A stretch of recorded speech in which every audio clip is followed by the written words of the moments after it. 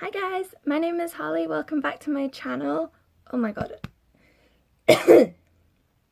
Sorry, my voice is disappearing. I don't even know what that was.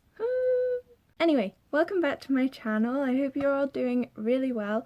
Today I am going to be doing my first ever solo book review, and that is going to be on my most recent read, Queens of Geek by Jen Wilde. I read this in a day. I was absolutely in love with it.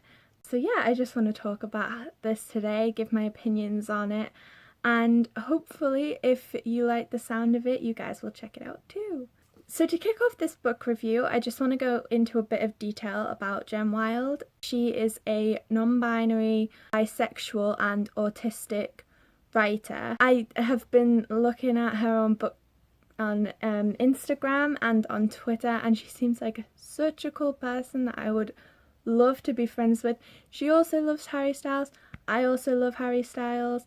Plus, this book is full of the geekiest things I've ever read about in my entire life, and that just sums me up. This book shows two points of view, one of Taylor and one of Charlie. Now, Taylor is a huge cosplayer.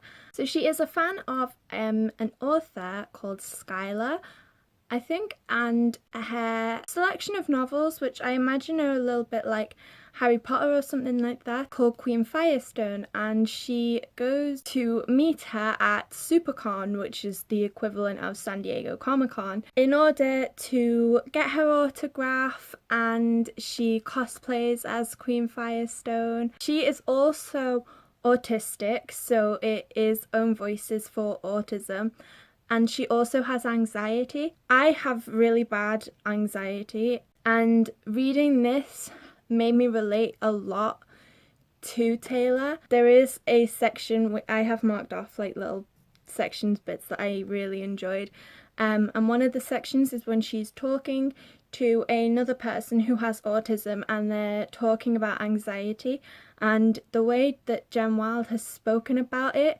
is so true to how anxiety actually feels. And I think anxiety is one of those things that's so difficult to talk about, especially to someone that doesn't understand. So this book does a really good job of explaining how it feels to have anxiety.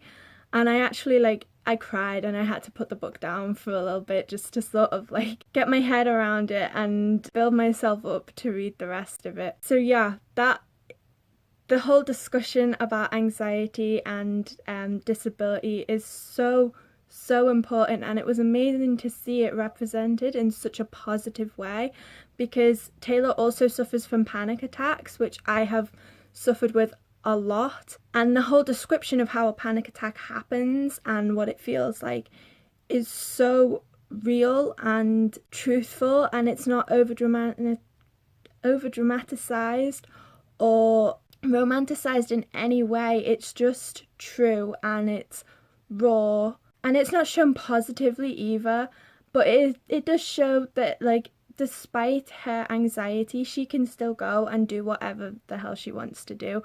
While her anxiety might limit her a little bit, she can still overcome it with the help of her friends.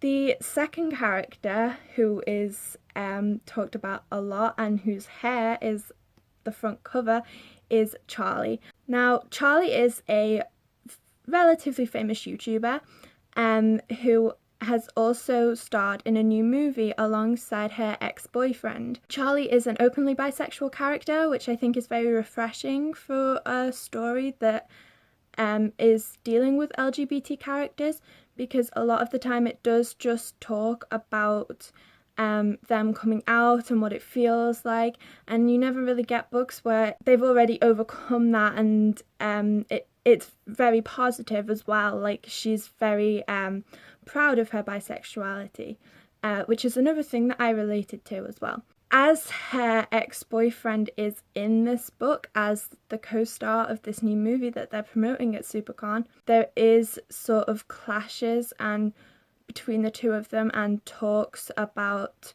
potentially toxic and quite abusive relationships, which are dealt with really well. and in a really mature way. Charlie is also in love with a female YouTuber as well called Alyssa, and the book kind of focuses on the two of them and their feelings towards each other. The final character that I kind of want to talk about in this is Taylor's best friend Jamie. Now, Taylor, Charlie and Jamie are all best friends from school, and Jamie has had a crush on Taylor since forever, and that's established pretty much straight away. The dynamic between both Taylor and Jamie is so cute, and I don't really like reading a lot of like heterosexual romance because I find it very sort of like cheesy, and because I've never really been in that position, I don't particularly like to read it. But it was very refreshing because he kind of understood a lot about Taylor's anxiety, and they deal with each other's feelings for each other really well, and I just 100% would recommend this book. I'm trying to think of a downside to it so I can like make this an unbiased review, but I really can't. I just think you should all go read this book. It is so good for representation and everything. You should just go support Jen Wilde, go follow her everywhere because she is an amazing writer. And I have not finished a book in a day since I was in high school when I read The Short Second Life of Britannia by Stephanie Meyer. So this is a good one to add to the list, especially considering my last one was a Twilight book, but I'm not ashamed about that. So yeah, go and check this out if you're interested. Leave me some comments below and let me know what you thought about it or whether I have piqued your interest for it. Yeah, so that's the review. I've really enjoyed all your guys' comments so far. Thank you for welcoming me to BookTube. I feel like already part of a big family. So be sure to like, comment, subscribe, share my videos with whoever you want if you know anyone who's interested, especially in LGBT books. Let me know what videos you'd like to see in the future. I did a poll on Instagram last night about whether or not I should vlog my time at the Harry Potter studio tour when I go at the beginning of August. And so far everybody has said yes, so that will be coming maybe at the start of autumn or just at the end of the summer holidays.